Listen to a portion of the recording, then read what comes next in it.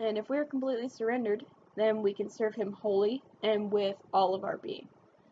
To be completely surrendered, we need to be like on the same page or have the same mindset as God.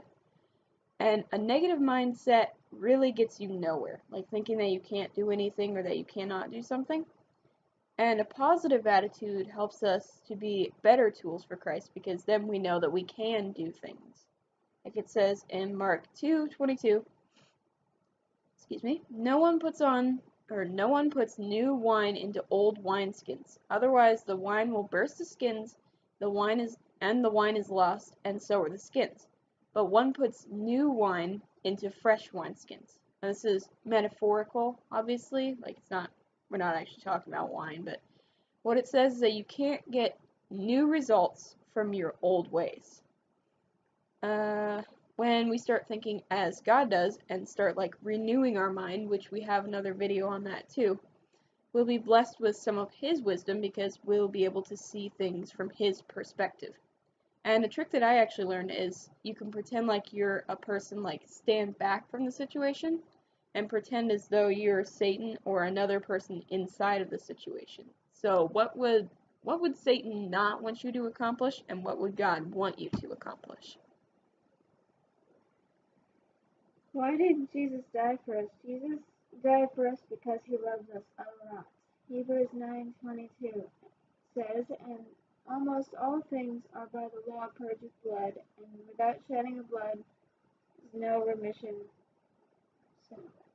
Without Jesus' death, we would have to keep making sacrifices because we need blood to have forgiveness of sin. Since Jesus' death, no matter how bad you screw up, all you have to do is to say, I'm sorry, when you fudge things up. This does not give you a free pass to sin. However, as Jesus said to the adulterer, go and sin no more. We need to be trying our best not to sin, as it says in Romans 6:1. What shall we say then? Shall we continue in sin that grace may abound? And one thing that I learned too is that we shouldn't pick God apart. Like, my mom had a really good story for me, like that God is like a watchmaker, and when we get saved, it's like His gift. So it's kind of like He gives you a watch. And He made you a really beautiful watch, and there's like jewel encrusted, and it's all gold, and it's got this beautiful stuff in it. It's like, here you go, my son or my daughter or whatever you are. And then you start to just pick it apart. Like, you take a hammer and a screwdriver and you start taking gears out of it and taking watch pieces out of it and taking like the little knobs and all this stuff. And He doesn't want you to do that. He just wants you to put the watch on.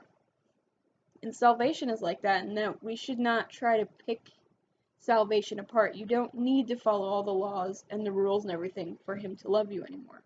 Like, you don't have to do that to be justified. Like in the Old Testament, like how it talks about how you don't need to have old wineskins, or old wineskins and then new wine getting into the old wineskins, because that doesn't work. And God doesn't want us to try to figure them out and follow all the little specific tiny rules to try to do these things.